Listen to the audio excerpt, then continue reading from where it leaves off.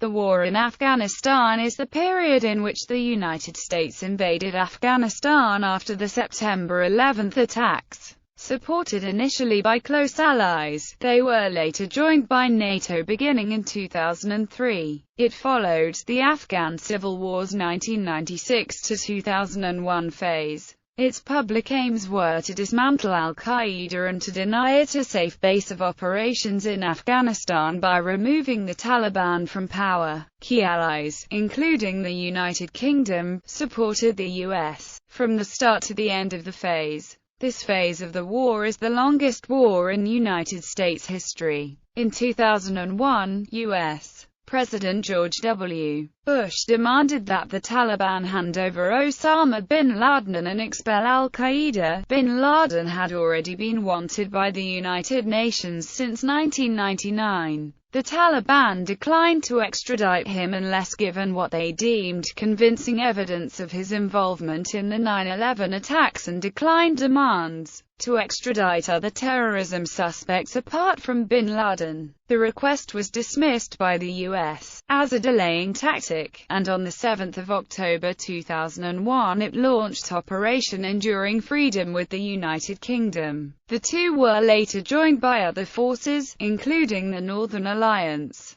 In December 2001, the United Nations Security Council established the International Security Assistance Force to assist the Afghan interim authorities with securing Kabul. At the Bonn Conference in December 2001, Hamid Karzai was selected to head the Afghan interim administration, which after a 2002 lawyer jigger in Kabul became the Afghan Transitional Administration. In the popular elections of 2004, Karzai was elected president of the country, now named the Islamic Republic of Afghanistan. NATO became involved as an alliance in August 2003, taking the helm of the International Security Assistance Force, and later that year assumed leadership of ISAF with troops from 43 countries. NATO members provided the core of the force. One portion of U.S. forces in Afghanistan operated under NATO command, the rest remained under direct U.S. command. Taliban leader Mullah Omar reorganized the movement, and in 2003, launched an insurgency against the government and ISAF. Though outgunned and outnumbered, insurgents from the Taliban, Haqqani Network, Hezb Islamic al-Buddin and other groups have waged asymmetric warfare with guerrilla raids and ambushes in the countryside, suicide attacks against urban targets and turncoat killings against coalition forces. The Taliban exploited weaknesses in the Afghan government, among the most corrupt in the world, to reassert influence across rural areas of southern and eastern Afghanistan. ISAF responded in 2006 by increasing troops for counterinsurgency operations to clear and hold villages and nation-building projects to win hearts and minds. While ISAF continued to battle the Taliban insurgency, fighting crossed into neighboring northwest Pakistan. On the 2nd of May 2011, United States Navy SEALs killed Osama bin Laden in Abbottabad, Pakistan. In May 2012, NATO leaders endorsed an exit strategy for withdrawing their forces. UN-backed peace talks have since taken place between the Afghan government and the Taliban. In May 2014, the United States announced that its combat operations would end in 2014, leaving just a small residual force in the country until the end of 2016. As of 2015, tens of thousands of people have been killed in the war. Over 4,000 ISAF soldiers and civilian contractors as well as over 15,000 Afghan National Security Forces members have been killed, as well as nearly 20,000 civilians. In October 2014, British forces handed over the last bases in Helmand to the Afghan military, officially ending their combat operations in the war. On 28 December 2014, NATO formally ended combat operations in Afghanistan and transferred full security responsibility to the Afghan government. via a ceremony in Kabul. Before the start of war, origins of Afghanistan's civil war. Afghanistan's political order began to break down with the overthrow of King Zahir Shah by his cousin Muhammad Daud Khan in a bloodless 1973 coup. Daud Khan had served as prime minister since 1953 and promoted economic modernization, emancipation of women, and Pashtun nationalism. This was threatening to neighboring Pakistan, faced with its own restive Pashtun population. In the mid-1970s, Pakistani Prime Minister Zulfikar Ali Bhutto began to encourage Afghan Islamic leaders such as Burhanuddin Rabbani and Gulbuddin Hekmatyar to fight against the regime. In 1978, Daud Khan was killed in a coup by Afghan's Communist Party, his former partner in government, known as the People's Democratic Party of Afghanistan. PDPA pushed for a socialist transformation by abolishing arranged marriages, promoting mass literacy and reforming land ownership. This undermined the traditional tribal order and provoked opposition from Islamic leaders across rural areas. The PDPA's crackdown was met with open rebellion, including Ismail Khan's Herat uprising. The PDPA was beset by internal leadership differences and was weakened by an internal coup on the 11th of September 1979 when Hafizullah Amin ousted Nur Muhammad Taraki. The Soviet Union, sensing PDPA weakness, intervened militarily 3 months later to depose Amin and install another PDA faction led by Babrak Karmal. The entry of the Soviet Union into Afghanistan in December 1979 prompted its Cold War rivals, the United States, Pakistan, Saudi Arabia and China, to support rebels fighting against the Soviet-backed Democratic Republic of Afghanistan. In contrast to the secular and socialist government, which controlled the cities, religiously motivated mujahideen held sway in much of the countryside. Beside Rabbani, Hekmatyar, and Khan, other mujahideen commanders included Jalaluddin Haqqani. The CIA worked closely with Pakistan's inter-service intelligence to funnel foreign support for the mujahideen. The war also attracted Arab volunteers, known as Afghan Arabs, including Osama bin Laden. After the withdrawal of the Soviet military from Afghanistan in May 1989, the PDPA regime under Najibullah held on until 1992, when the collapse of the Soviet Union deprived the regime of aid, and the defection of Uzbek General Abdul Rashid Dostum cleared the approach to Kabul. With the political stage cleared of Afghan socialists, the remaining Islamic warlords vied for power. By then, bin Laden had left the country. The United States' interest in Afghanistan also diminished. Warlord rule in 1992, Rabbani officially became president of the Islamic State of Afghanistan, but had to battle other warlords for control of Kabul. In late 1994, Rabbani's defense minister, Ahmad Shah Massoud, defeated Hekmatyar in Kabul and ended ongoing bombardment of the capital. Massoud tried to initiate a nationwide political process with the goal of national consolidation. Other warlords, including Ismail Khan in the west and Dostum in the north, maintained their fiefdoms. In 1994, Mullah Omar, a Pashtun, a mujahideen who taught at a Pakistani madrasa, returned to Kandahar and founded the Taliban. His followers were religious students, known as the Taliban. They sought to end warlordism through strict adherence to Islamic law. By November 1994, the Taliban had captured all of Kandahar province.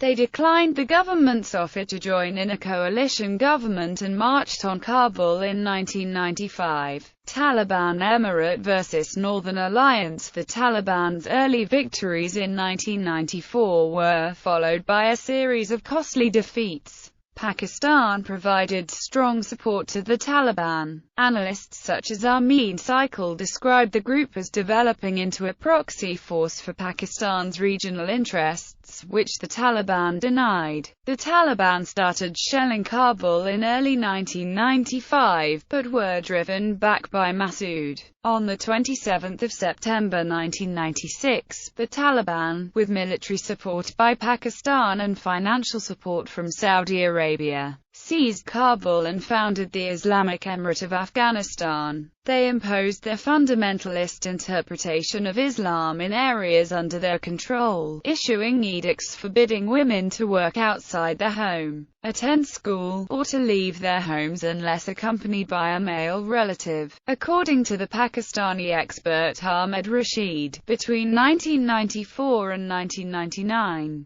an estimated 80,000 to 100,000 Pakistanis trained and fought in Afghanistan, on the side of the Taliban.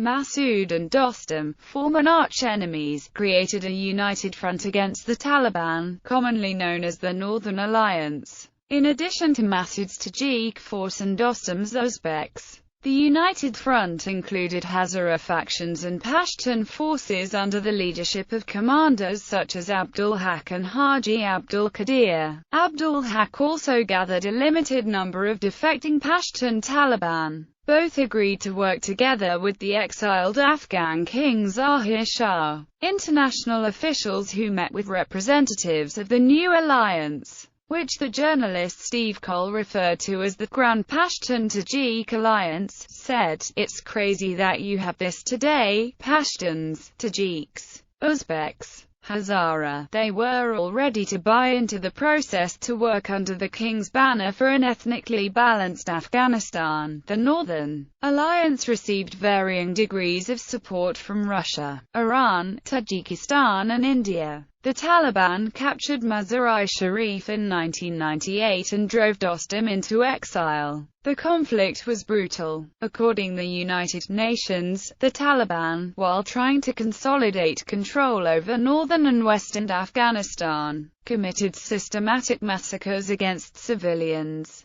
UN officials stated that there had been 15 massacres between 1996 and 2001. The Taliban especially targeted the Shiite Hazaras, in retaliation for the execution of 3,000 Taliban prisoners by Uzbek General Abdul Malik Pahlawan in 1997. The Taliban executed about 4,000 civilians after taking Mazar-i-Sharif in 1998. Bin Laden's so-called 055 Brigade was responsible for mass killings of Afghan civilians. The report by the United Nations quotes eyewitnesses in many villages describing Arab fighters carrying long knives used for slitting throats and skinning people. By 2001, the Taliban controlled as much as 90% of the country, with the Northern Alliance confined to the country's northeast corner. Fighting alongside Taliban forces were some 28,000–30,000 Pakistanis and 2,000–3,000 al-Qaeda militants. Many of the Pakistanis were recruited from madrasas. A 1998 document by the U.S. State Department confirmed that 20 to 40% of regular Taliban soldiers are Pakistani. The document said that many of the parents of those Pakistani nationals know nothing regarding their child's military involvement with the Taliban until their bodies are brought back to Pakistan. According to the U.S. State Department report and reports by Human Rights Watch, other Pakistani nationals fighting in Afghanistan were regular soldiers, especially from the Frontier Corps, but also from the army providing direct combat support.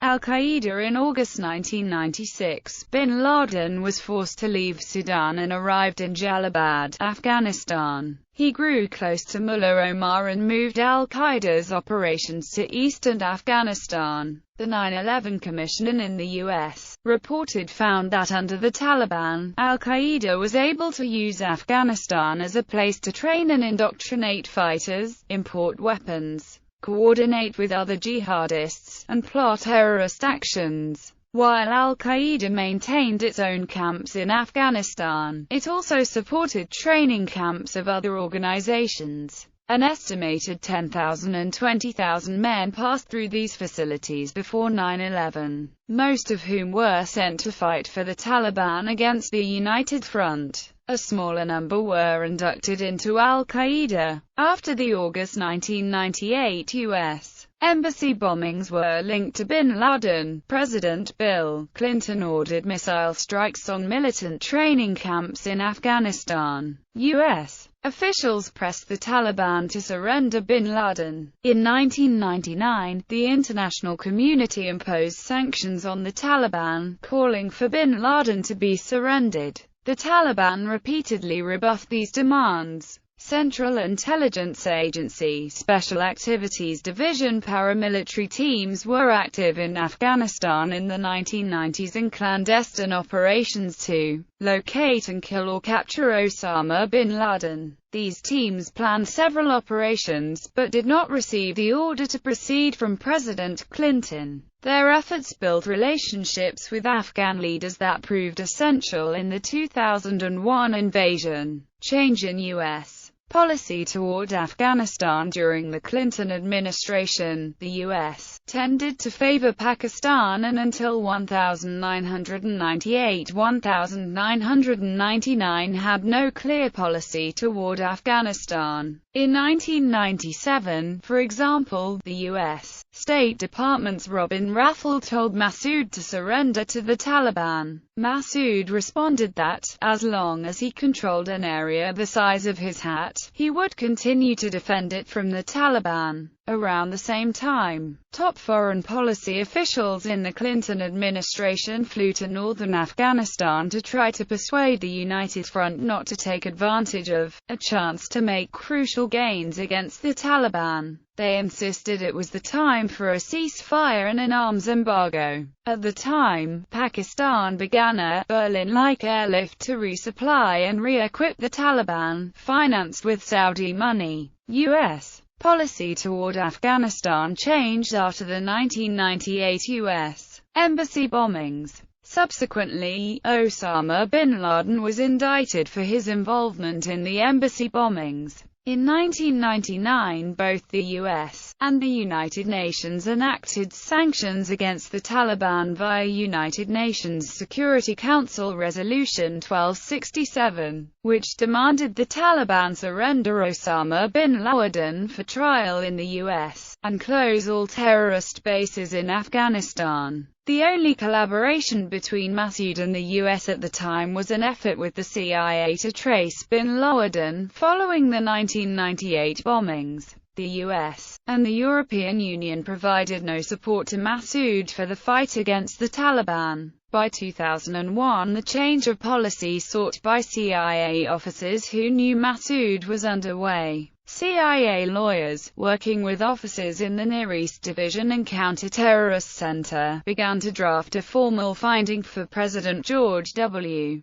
Bush's signature, authorizing a covert action program in Afghanistan. It would be the first in a decade to seek to influence the course of the Afghan war in favor of Massoud. Richard A. Clarke, chair of the Counter-Terrorism Security Group under the Clinton administration, and later an official in the Bush administration, allegedly presented a plan to incoming Bush National Security Advisor Condoleezza Rice in January 2001. A change in U.S. policy was effected in August 2001. The Bush administration agreed on a plan to start supporting Massoud. A meeting of top national security officials agreed that the Taliban would be presented with an ultimatum to hand over bin Laden and other al-Qaeda operatives. If the Taliban refused, the U.S. would provide covert military aid to anti-Taliban groups. If both those options failed, the deputies agreed that the United States would seek to overthrow the Taliban regime through more direct action. Northern Alliance. On the eve of 9/11, Ahmad Shah Massoud was the only leader of the United Front in Afghanistan. In the areas under his control, Massoud set up democratic institutions and signed the Women's Rights Declaration. As a consequence, many civilians had fled to areas under his control. In total, estimates range up to 1 million people fleeing the Taliban. In late 2000, Ahmad Shah Massoud, a Tajik nationalist and leader of the Northern Alliance, invited several other prominent Afghan tribal leaders to a jigger in northern Afghanistan, to settle political turmoil in Afghanistan. Among those in attendance were Pashtun nationalists, Abdul Haq and Hamid Karzai. In early 2001, Massoud and several other Afghan leaders addressed the European Parliament in Brussels, asking the international community to provide humanitarian help. The Afghan envoy asserted that the Taliban and al-Qaeda had introduced a very wrong perception of Islam, and that without the support of Pakistan and Osama bin Laden, the Taliban would not be able to sustain their military campaign for another year. Massoud warned that his intelligence had gathered information about an imminent, large-scale attack on U.S. soil. On 9 September 2001, two French-speaking Algerians posing as journalists killed Massoud in a suicide attack in Takhar province of Afghanistan. The two perpetrators were later alleged to be members of al-Qaeda. They were interviewing Massoud before detonating a bomb hidden in their video camera. Both of the alleged al-Qaeda men were subsequently killed by Massoud's guards. September 11, 2001 attacks. On the morning of the 11th of September 2001, a total of 19 Arab men carried out 4 coordinated attacks in the United States. 4 commercial passenger jet airliners were hijacked. The hijackers, members of al-Qaeda's Hamburg cell, intentionally crashed 2 of the airliners into the Twin Towers of the World Trade Center in New York City, killing everyone on board and more than 2,000 people in the buildings. Both buildings collapsed within 2 hours from fire damage related to the crashes, destroying nearby buildings and damaging others. The hijackers crashed a 3rd airliner into the Pentagon in Arlington, Virginia, just outside Washington, D.C. The 4th plane crashed into a field near Shanksville, in rural Pennsylvania, after some of its passengers and flight crew attempted to retake control of the plane, which the hijackers had redirected toward Washington, D.C., to target the White House, or the U.S. Capitol. No one aboard the flight survived. According to the New York State Health Department, the death toll among responders including firefighters and police was 836 as of June 2009. Total deaths were 2,996, including the 19 hijackers.